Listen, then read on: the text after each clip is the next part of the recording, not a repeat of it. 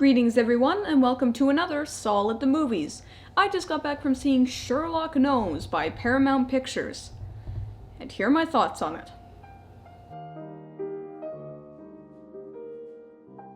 So Sherlock Gnomes is the sequel to 2011's Romeo and Juliet, which I have never seen, and I probably never will, judging by this movie. But anyway, this movie is an adaptation of Sherlock Holmes, written by Arthur Conan Doyle. And when I say adaptation, I don't mean that literally, I just mean it appropriates his character without actually telling any of the real Sherlock Holmes stories or anything like that. Instead, it just is really stupid. It's about a bunch of gnomes who move into a new garden in London, and a bunch of gnomes have been kidnapped all around London, I guess. So then Sherlock Gnomes, Defender of Gnomes, is called in with his faithful buddy Watson, and they have to figure out who's kidnapping all the gnomes before... Do you even care? I mean, really, do you even care at this point? I know that's really dismissive of me to say, but the plot is really not important, to be honest, because the movie itself doesn't really seem to care. At least for a good chunk of it, it doesn't really seem to care. It's more concerned with being hip, you know, with all them emojis and the tablets and the... Okay, look, before I go any further, this movie has a dabbing gnome in it. It has a dabbing gnome in it. Anyway, the characters. So yeah, Sherlock Gnomes is the main character, sort of, and he's a douche through the entire thing. Doesn't really have a redemption arc or anything like that, he's just kind of a douche through the whole thing. Now, I know Sherlock is supposed to be, you know, like, smarter than everyone else, but just being smarter than everyone else doesn't mean you have to be a douche, you know, but he is just straight up douche through the whole thing. Watson is in it too, and you know, I'm not that familiar with Sherlock Holmes's stories, but Watson and Sherlock Holmes are supposed to be like, you know, the dynamic duo. They're supposed to be like the best of companions and everything like that. And this movie is just like Sherlock Gnomes, just, he like doesn't treat Watson well, and that's a big point of the movie, is that Watson is Watson, okay? He's like, you know, like a good British boy. There's really not much to say about him. I just don't understand why they would choose to do that. It's odd. I don't know if any of the actual Sherlock Holmes stories ever did that, where they were like, where Sherlock Holmes was like, fuck you, got mine. But, yeah, so that's pretty dumb. And then, of course, there's Romeo, who's just there.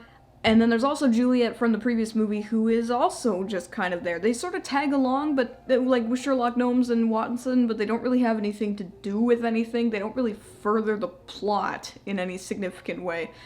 But I will give them this. They're at least not annoying. They're kind of nice together, and I mean, like, they have 30 seconds of romantic chemistry before it's just like, oh, all of a sudden we don't like each other anymore, which is pretty dumb, but at least it doesn't bog the movie down in pointless romantic garbage, so at least there's that.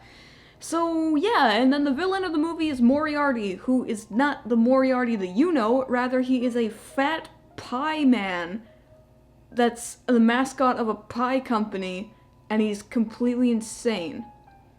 Now, again, I'm not that familiar with Sherlock Holmes' stories, but isn't Moriarty supposed to be like a refined and classy person? You know, he's supposed to be Sherlock Holmes' intellectual equal, it's just he has a different code of ethics than Sherlock Holmes does. Isn't that the point? Why did you make him a fat pie man who does nothing but crack jokes and talk about emojis and use selfie sticks?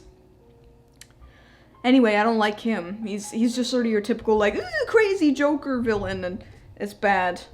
So what's good about this movie? Well, surprisingly enough, it's pretty well animated overall. Like, it doesn't reach Pixar qualities or anything like that, but it isn't horrible or anything like that. It's not uncanny. I find the visual design pretty appealing overall, like the character design. It's not terrible, to be honest. Like, everything looks and feels the way it should. It doesn't ever come off as awkward or weird. And when there's a lot of stuff going on, it feels effortful, I would say. In fact, I would almost go as far as to say it looks better than a lot of Illumination's garbage. And, I do appreciate that the second half is better than the first half, in that it becomes a lot less insufferable.